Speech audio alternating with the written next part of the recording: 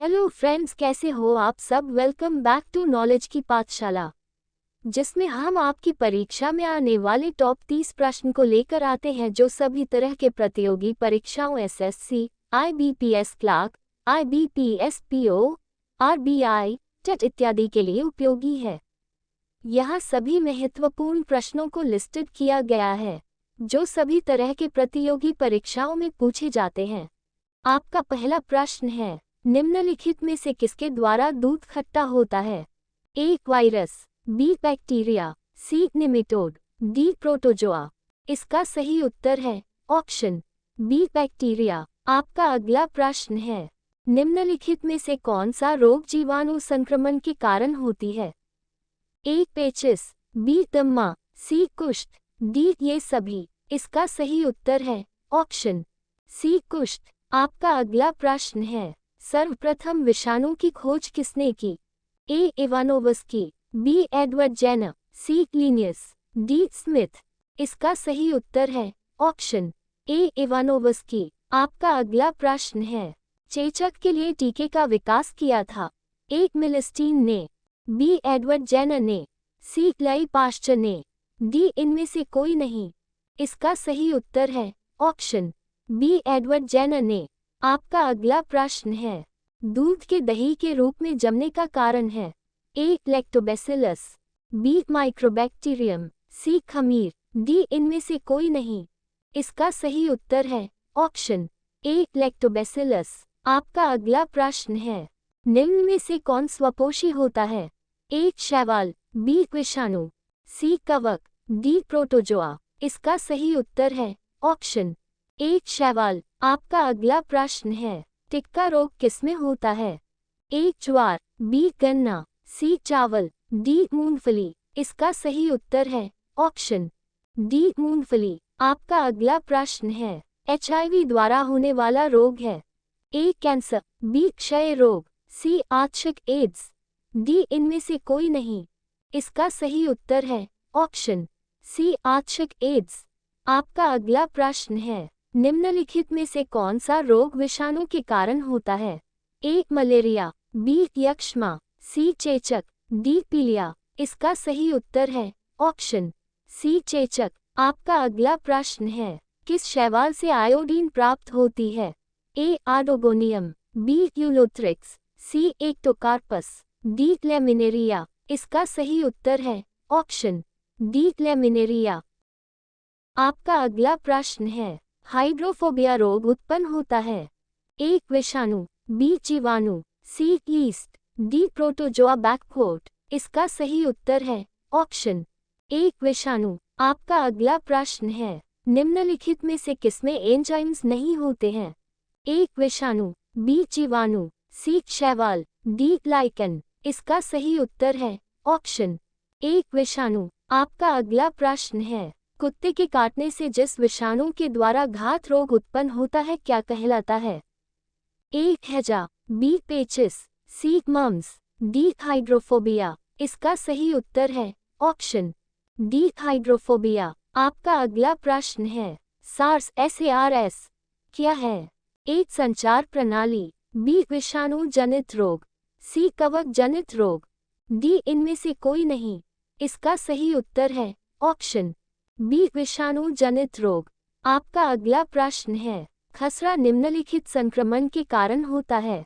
ए जीवाणु, B mycoplasma, सी विषाणु, D शैवाल।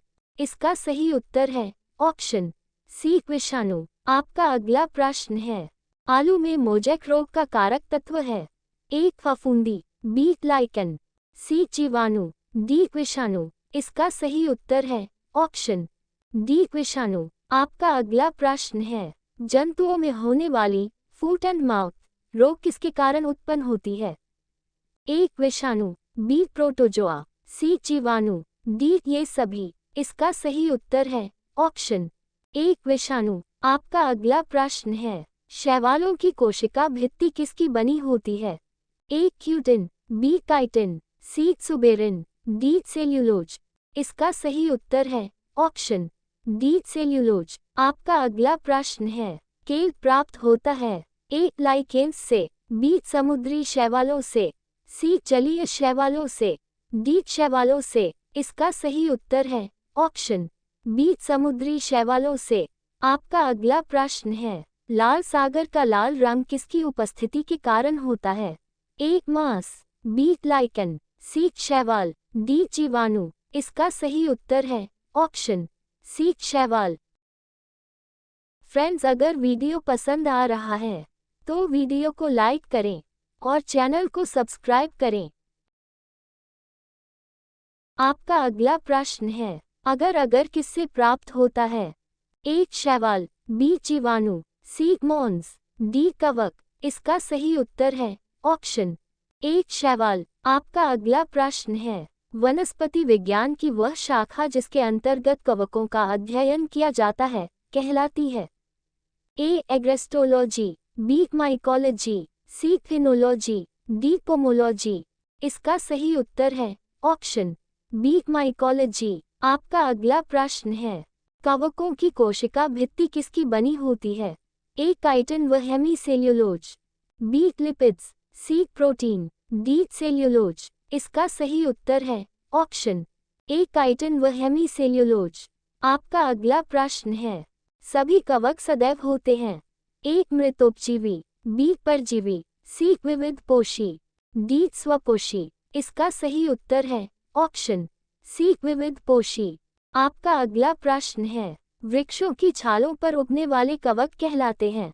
ए जूफिलिस, बी कोर्टिकोलस, सी कोप्रोफिलिस, डी साक्सिकोलस। इसका सही उत्तर है ऑप्शन बी कोर्टिकोलस। आपका अगला प्रश्न है, गोबर पर उगने वाले कवक कहलाते हैं? ए साक्सिकोलस, बी जूफिलिस, सी टेरिकोलस, डी कोप्रोफिलिस। इसका सही उत्तर है ऑप्शन डी कोप्रोफिलिस। आपका अगला प्रश्न है, निम्न में से किसमें क्लोरोफिल नहीं होता है? ए कवक, बी शैवाल, सी ब्रायोफाइट्स, डी टेरिडोफाइट्स। इसका सही उत्तर है ऑप्शन ए कवक। आपका अगला प्रश्न है, खाली चट्टानों पर उगने वाले लाइकन को क्या कहा जाता है? ए परमेलिया, बी सेक्सटिलिस, सी सेक्सिकोल्स, डी इनमें से कोई नहीं। इसका सही उत्तर है ऑप्शन सी सेक्सिकोल्स। आपका अगला प्रश्न है, जापान में लोग किस लाइकन को सब्जी के रूप में खाते हैं? ए रोसेल, बी इंडोकार्पन, सी परमेलिया, डी ये सभी। इसका सही उत्तर है ऑप्शन बी इंडोकार्पन। आपका अगला प्रश्न है, मिर्गी की औषधि किस लाइकन से प्राप्त होती है? ए रोसेल, बी लेकोनेरा, सी इंडोकार्पन, डी परमेलिया। फ्रेंड्स, इस प्रश्न का सही जवाब आप कमेंट करके बताएं और अगर वीडियो पसंद आए तो वीडियो को लाइक करें और चैनल को सब्सक्राइब करना मत भूलिएगा। हम आपके लिए कम समय में अधिक प्रश्न लेकर आते रहेंगे। Thank you for watching.